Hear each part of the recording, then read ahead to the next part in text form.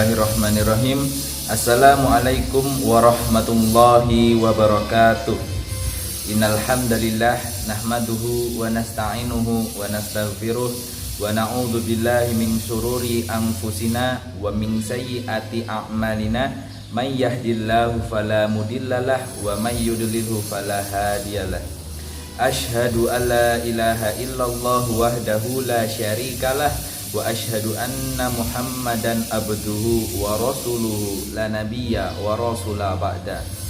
Qala rabbi shrah li sadri wa yassir li amri wahlul 'uqdatam min lisani yafqahu qawli. Raditu billahi rabba wa bil islami dina wa bi Muhammadin nabiyya wa rasula. Rabbi zidna ilma warzuqna fahma, amin ya rabbal alamin.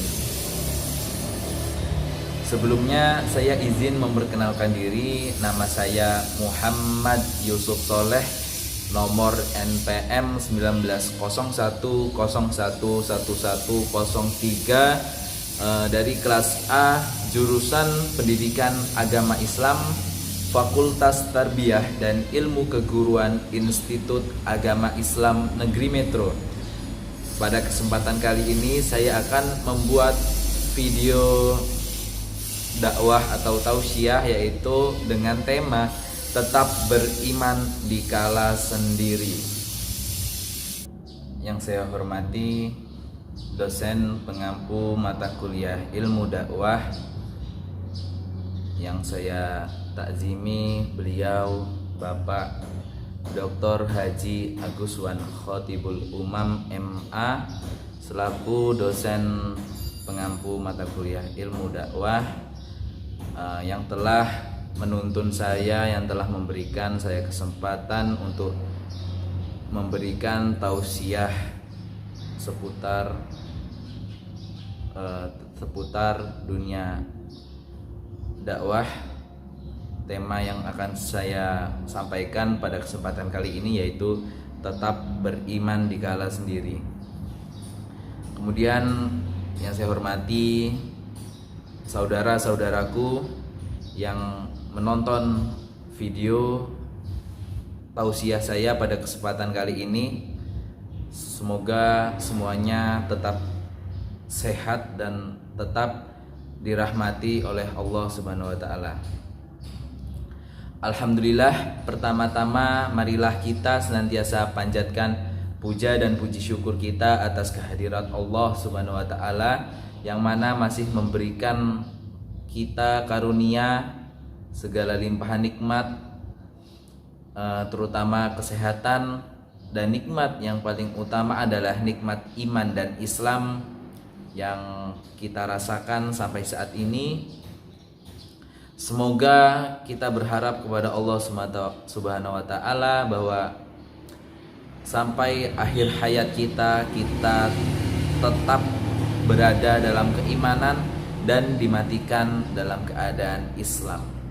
Amin ya rabbal alamin.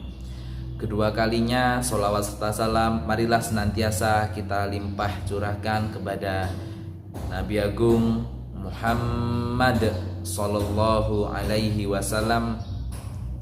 Beliaulah suri tauladan terbaik sepanjang zaman, suri tauladan terbaik bagi kita semua. Semoga kita bisa istiqomah selalu mengikuti sunnah-sunnah beliau Nabi Muhammad sallallahu alaihi wasallam. Semoga kita menjadi umatnya yang istiqomah dan kelak mendapatkan pertolongan syafaah dari baginda Nabi Muhammad sallallahu alaihi wasallam. Amin ya rabbal alamin. Alhamdulillah, saudara-saudaraku, pada kesempatan kali ini saya akan membuat video ilmu dakwah sesuai yang saya sampaikan di awal dengan tema tetap beriman di kala sendiri. Jamaah yang nonton rahimakumullah, ketika kita sendirian, apa yang kita lakukan? Sendirian itu adalah ujian bagi kita. Sendiri itu adalah sesuatu yang kita tidak tahu akan melakukan sesuatu yang baik atau tidak. Ketika kita sendiri, seringkali tergoda oleh setan untuk berbuat maksiat. Ketika kita sendiri, kita terkadang mempunyai pemikiran-pemikiran yang tidak baik. Sementara salafus soleh kita terlebih dahulu, mereka lebih takut kepada Allah Subhanahu wa taala di saat sendiri. Mereka lebih takut dikala sendiri.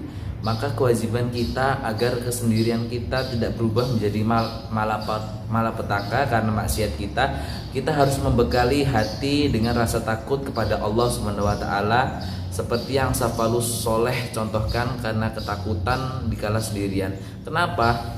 Karena kita bertakwa di saat orang banyak melihat, tapi dikala sendirian kita tidak peduli dengan batasan-batasan Allah Subhanahu wa taala. Tentunya kita tidak ingin masuk ke dalam golongan hadis Nabi Muhammad SAW yang diriwayatkan oleh Abu Daud. Nabi SAW bersabda bahwa kelak pada hari kiamat datang seorang laki-laki yang membawa pahala yang sebesar gunung-gunung Tihamah. Lalu kemudian Allah Subhanahu wa taala menghancur leburkan pahala-pahala mereka.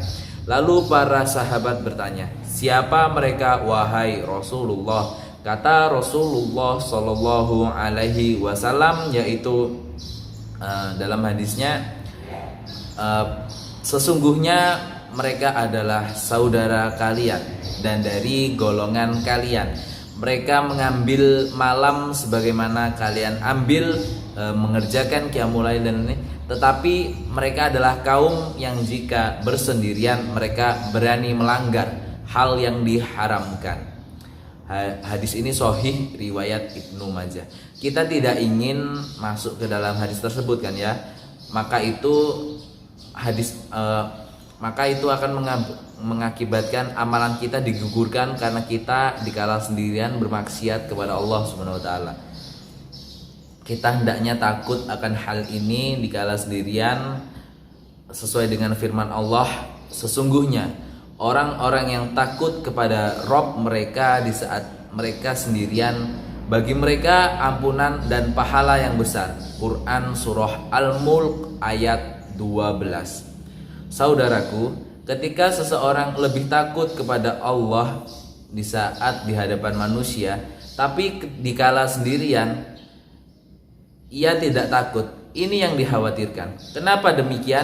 Yang dikhawatirkan adalah kalau ternyata ia wafat dalam keadaan sendirian tersebut, maka kata Rasulullah Sallallahu Alaihi Wasallam, sesungguhnya seseorang mengamalkan amalan ahli surga menurut apa yang tampak bagi manusia, padahal ia termasuk ahli neraka. Hadis riwayat Bukhari dan Muslim. Masya Allah, bayangkan dia beramal soleh sebatas yang tampak pada manusia. Kata Rasulullah, ternyata ia termasuk penduduk api neraka. Kita tidak ingin tentunya masuk di dalam hadis tersebut. Perhatikan hadis tadi. Rasulullah mengatakan sebatas yang tampak kepada manusia.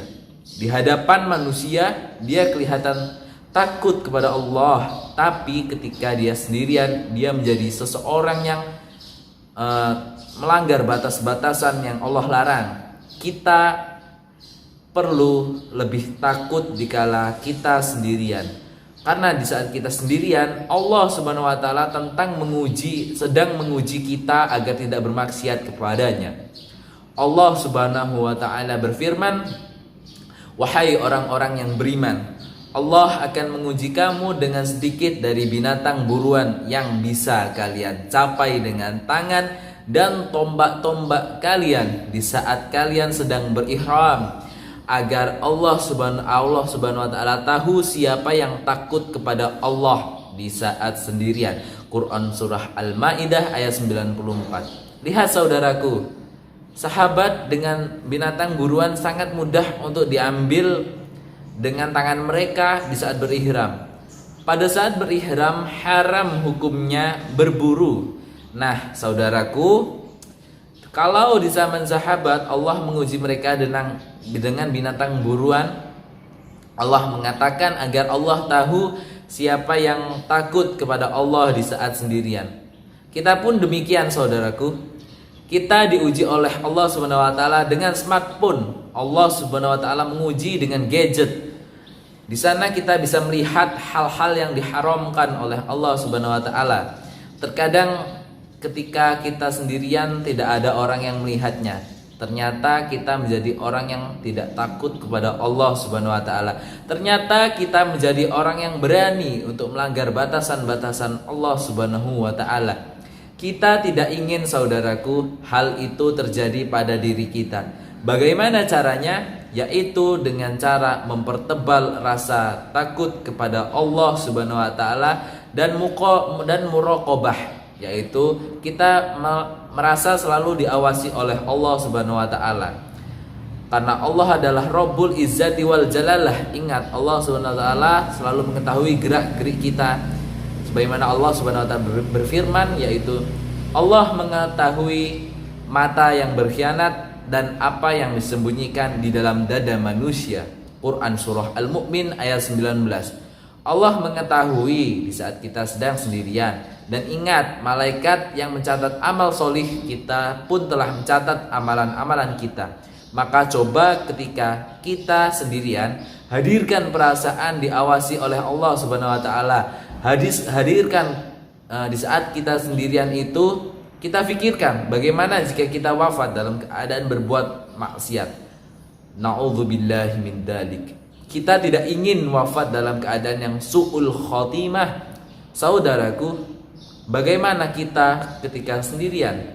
Di saat kita sendirian, apakah lebih bertakwa kepada Allah? Berarti itu akan menunjukkan ketakwaan yang luar biasa. Semoga kita termasuk orang-orang yang bisa memanfaatkan kesendirian kita untuk hal-hal yang Allah Subhanahu wa taala ridhoi. Senantiasalah menjadi pribadi yang ihsan, pribadi yang selalu merasa diawasi oleh Allah Subhanahu wa taala. Karena pada sejatinya Allah Subhanahu wa taala selalu dekat, selalu ada bersama kita. Sekian, wabillahi taufik wal hidayah. Saya tutup dengan doa kifaratul majlis. Subhanakallahumma wa bihamdika asyhadu an la ilaha illa anta astaghfiruka wa atubu ilaik. Afa minkum. Wassalamu alaikum warahmatullahi wabarakatuh.